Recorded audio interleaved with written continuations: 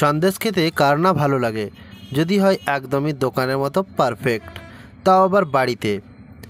আমি আপনাদের সঙ্গে শেয়ার করব একদমই পারফেক্টভাবে দোকানের মতো সন্দেশ তৈরি করার রেসিপি। বাই দ্য ওয়ে, আমি মাসুম, আপনাদেরকে জানাই ফুডমেডে স্বাগত। সন্দেশ বানানোর জন্য আমি সর্বপ্রথমে নিয়ে নেব 2 কাপ মতো দুধ।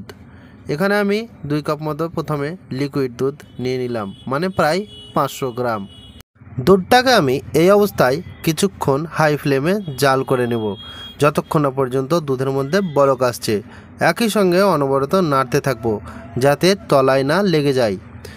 যতক্ষণ না পর্যন্ত দুধটা 500 গ্রাম থেকে প্রায় 250 গ্রাম মতো হয়ে যাচ্ছে, ততক্ষণ দুধটাকে ভালো করে জাল করে নিতে হবে। এরই মাঝে আমি নিয়ে নিলাম 2টো গোটা এলাচ। আপনারা চাইলে এলাচটা থেতো করেও দিতে পারেন। ও একই সঙ্গে 1 চা চামচ ঘি। ঘিটা দেওয়ার কারণ হচ্ছে যাতে তলায় বা সাইডে চিপকে না যায়, সেই জন্য। আমি এখন পর্যন্ত প্রায় 20 মিনিট দুধটাকে ভালো করে বয়েল করে নিয়েছি। দেখুন, দুধটা আমার প্রায় 500 গ্রাম থেকে 250 গ্রামের কাছাকাছি হয়ে এসছে। এইবারে আমি এই দুধের মধ্যে দিয়ে দেব 4 চা চামচ মতো চিনি, যেটা আমার স্কিপ হয়ে গেছে, মানে প্রায় 30 গ্রাম মতো। চিনিটা দিয়ে ভালো করে এইভাবে নেড়ে চেড়ে নিতে হবে। একই সঙ্গে দিয়ে দেবো এবারে আমি প্রায় 200 গ্রাম মতো গুঁড়ো দুধ। গুঁড়ো দুধ দিয়ে কিন্তু কন্টিনিউ নেড়ে চেড়ে নিতে হবে যাতে করে তলায় না লেগে যায়। এই সময় দুধটা কিন্তু অনেকটাই ঘন হয়ে এসছে, যার কারণে কিন্তু গ্যাসের ফ্লেমটা লো টু মিডিয়ামে রেখে অনবরত নেড়ে নিতে হবে।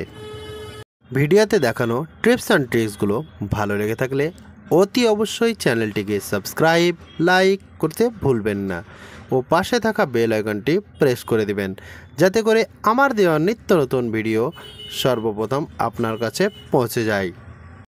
গুঁড়ো দুধ দেওয়ার প্রায় 10 থেকে 15 মিনিট পরে দেখুন কতটা দুধটা ঘন হয়ে এসছে।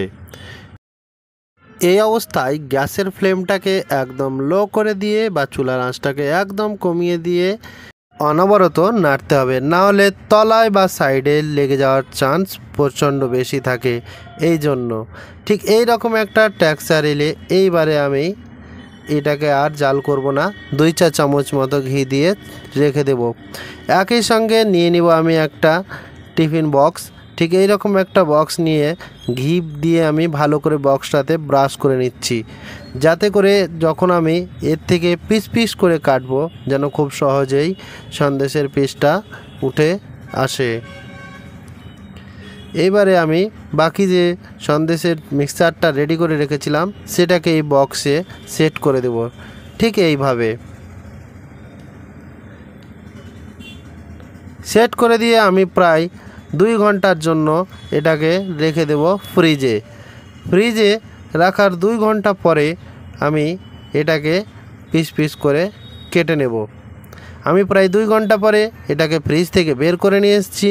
দেখুন এটা কতটা পারফেক্টভাবে জমে গেছে, মানে সেট হয়ে গেছে। এইবারে আমি একটা চাকুর সাহায্যে ঠিক সন্দেশ যেভাবে কাটে ঠিক সেইভাবে কেটে নিচ্ছি। দেখুন কতটা সহজেই একদমই পিস পিসভাবে উঠে আসছে, একদমই দোকানের মতো।